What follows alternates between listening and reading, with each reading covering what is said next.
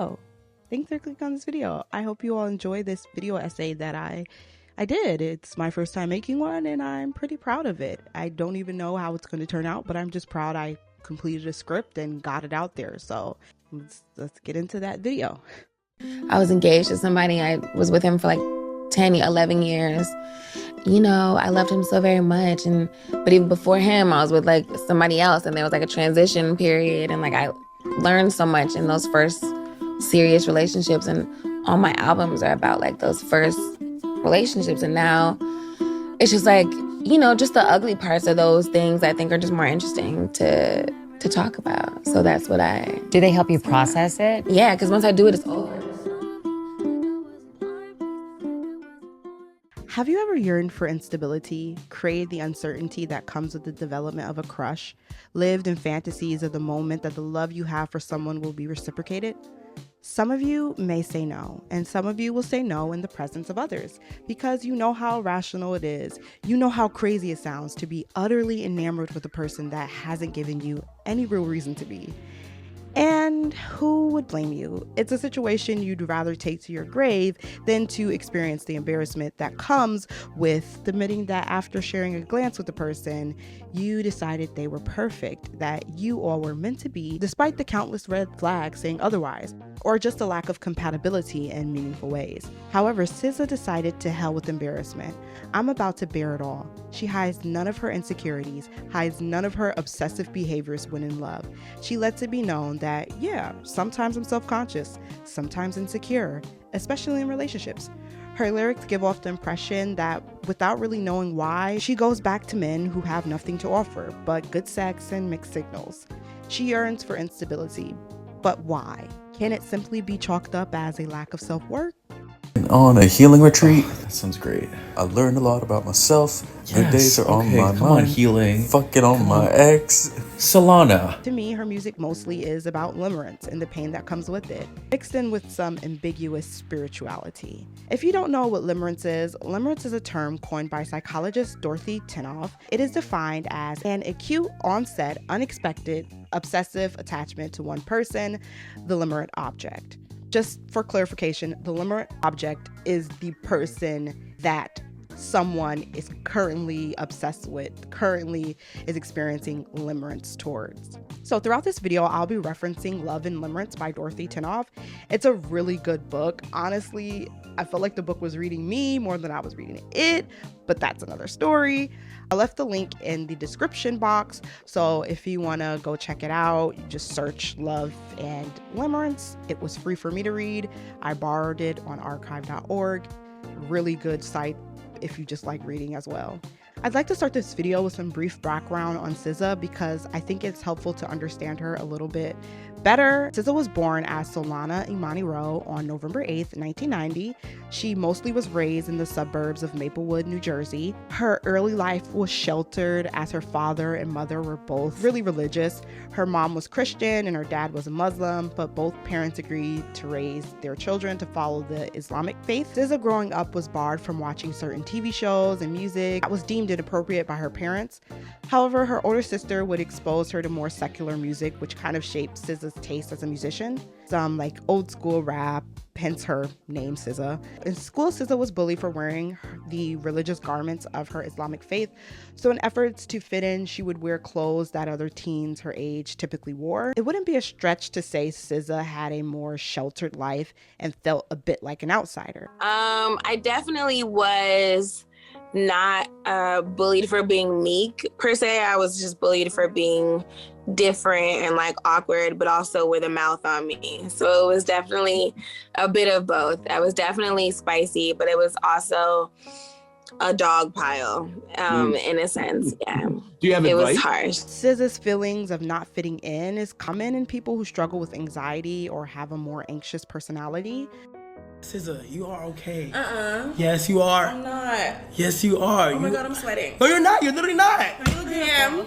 Is she sweating? I just need to Okay. breathe. Okay, go ahead. Actually, I was fine until I got in here, and then the anxiety. You're good. Go ahead. Go. You're good. You're good. You're good. She never stated outwardly, as far as I know, that she has been diagnosed with anxiety, but in interviews, she alluded to the fact that she is someone who struggles with anxious thoughts and a fear of being seen or perceived. I'm still the shy person from high school. I hate being perceived. I hate coming outside. I don't want to party. I don't want anybody to even look at me, honestly. I don't want to take pictures. I hate being on video. It's the bane of my existence. It makes me really, really uncomfortable to a way that like I cry. SZA's background and her struggle with feelings of inadequacy are apparent in her music as well, as she writes in her song Normal Girl. Wish I was the type of girl that you take over to your mama, the type of girl I know my daddy he'd be proud of. Be proud of, be proud of. You know, I want to be the type of girl you take home to your mama, the type of girl I know your fellas they be proud of. SZA craves acceptance and validation from the men she's in love with, her family, and her peers. She wishes she was a normal girl because she feels like she's not that. She feels abnormal, inadequate in a way. These lyrics lead me to believe that SZA in a relationship, she might have a insecure attachment style. If you don't know what attachment styles are, I will insert a clip from an actual psychologist explaining the concept. What are the 4 attachment styles and what do they mean? Number 4 is a secure attachment. And this is when we feel good about who we are and can connect and communicate with others easily. Number 3 is anxious attachment. This means that we constantly worry about other people leaving us and can find ourselves people-pleasing to try and make sure that they stay. The second is avoidant attachment. This is often supported by our society because it looks like us being so independent that we don't believe we can count on anyone else. We can even say that we prefer to do things alone. And the final is disorganized. We may have been told that we are confusing or fickle. We can want people close, but then we fear letting them in as well. And we can struggle to trust others as well as ourselves. Disclaimer, I'm not a psychologist. This is not me trying to psychologize SZA. I don't know SZA. All I'm doing is using SZA, the figure, as a way to explore certain psychological concepts that I find interesting. This is literally just a video to kind of scratch the surface of limerence. It's not meant to diagnose anyone, so I hope that's not what's coming across in this video. I have no idea what attachment style SZA has in real life. I don't know her, but I just felt like I needed to give that disclaimer because, yeah. It's not surprising that this attachment style is thought to be more prone to experiencing limerence, and it's because insecurely attached individuals feed off of uncertainty. Simply put, limerent individuals have a love language of fear. Limerence can affect people of all genders and ages. A person may develop limerent feelings towards someone who is a gender they are not usually attracted to. They may feel drawn to this individual on a level that transcends any attraction they have experienced previously. A 2015 study stated that limerence may have an association with attachment disorders, which are behavioral conditions that cause a person to experience difficulty forming and maintaining healthy relationships. In the book Love and Limerence, psychologist Dorothy Tinoff lists what she calls the basic components of limerence. I won't name all of them, but here are a few. Intrusive thinking about the object of your passionate desire, the limerent object or LO, who is a possible sexual partner. Acute longing for reciprocation, fear of rejection, and sometimes incapacitating but always unsettling shyness in Lo's presence, especially in the beginning and whenever uncertainty strikes. Intensification through adversity, at least up to a point. A key aspect of limerence versus non-limerent love is the intrusiveness of limerence versus other types of relationships that do not have limerence involved. It's important to distinguish between love and limerence. Tinoff writes, but love and limerence are clearly distinguishable, as one woman wrote on the back of a questionnaire form. I recently reread my diary of 10 years ago, when I was in love with Brad, someone for whom I have no feelings at all anymore. It was very painful to read, not because of Brad, but because he was occupying so much of me at a time when there were other things in my life that I no longer have, but didn't appreciate at the time because of my total focus on Brad. My father was still living then, and my children were adorable babies who needed their mother's attention, which is why we distinguish love from limerence, this love from other loves. When building a relationship that will grow towards healthy love, the person of interest does not take up your life in an obsessive way. You are able to complete daily tasks and spend time on the stuff that is important to you, while someone who is engrossed in limerence finds it extremely difficult to do so because of their longing. In F2F, SZA sings, I've been thinking about you, haven't got much sleep. Worried that you already done replaced me. Worried I done took it too far and you too hurt to hear me. Limerence is also heavily based in ruminating on the fantasy of reciprocation. How it might look or feel in the moment that the person you desperately wants you back. That thing the limerent fervently desires is not mere copulation, not mere cohabitation, not even mere marriage, but something so elusive of precise definition, it is sometimes deemed spiritual. People who are limerent also have this possessiveness toward the limerent object. There is a great amount of fear of the possibility that this person is not being exclusive with them. In relationships based on what Tenoff calls affectional bonding, this fear is not present. SZA's song, Nobody Gets Me, is a good example of how possessive limerence often can be. How am I supposed to tell you I don't want to see you with anyone but me? Nobody gets me like you.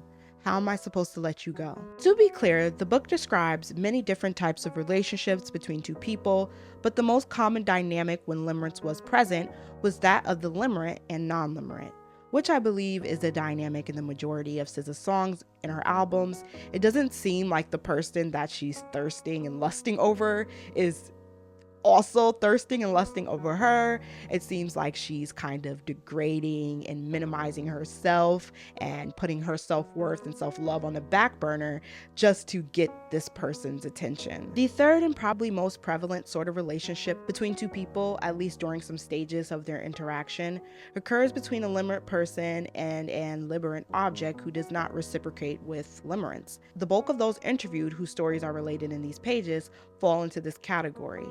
In a sense, there is some lack of reciprocation in all limerent relationships, since limerence intensity continually wavers. Throughout our entire relationship, it was always apparent to me, and I believe equally apparent to Emma, that one or the other of us was more in love. Sometimes she was the one, sometimes it was me. We always seemed to know who it was. It was a very unstable situation, because as soon as she seemed interested in me, my anxiety lessened, and that nervousness that I lost turned out to be a part of the love, or so it seemed. It was dumb. I know it was dumb, but that's the way it went. Just the same, for the whole 2 years before we finally broke up. I remember wanting a diamond ring, wanted you to define me. I let you pay for everything. Why not? Treated me like a slave. Promise you I'll behave if you let me try again. For you, I'd change my name. For you, I'd kill my fame. For you, I'd be so different, won't recognize my face.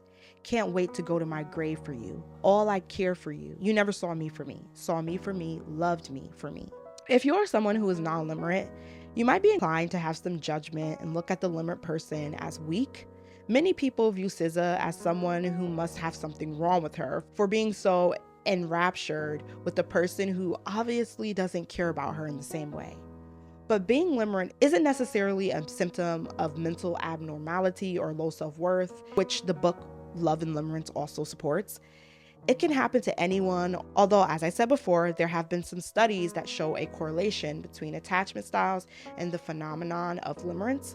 It's important to have compassion and sympathy for friends or loved ones who are currently going through limerence, because the behavior that typically comes with limerence usually negatively interferes with their lives. The behavioral aspects of limerence, with certain exceptions, tend to be undesirable, as well as interference with other relationships. They include interference with work, destruction of peace of mind, and even violence. With these effects, it is not surprising that certain societies have held the general view that the limerent state is a madness to be avoided if at all possible, or else simply denied.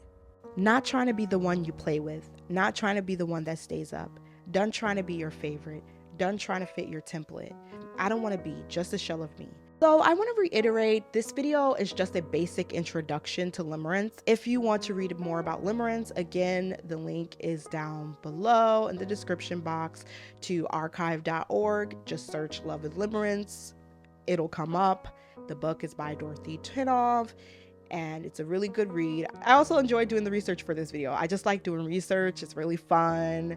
You know, that's why I love being in school. I'm so glad I went towards the end of my 20s, because I think during the beginnings of my 20s and like my late teens, I certainly wasn't in a place to really take school serious, but now I really find great fulfillment in academia. So I hope you all enjoy this video, and I will catch you in the next one. Don't forget to like this video if you like this video. If you like me, consider subscribing to the channel, even though sometimes I can't talk. All right, bye.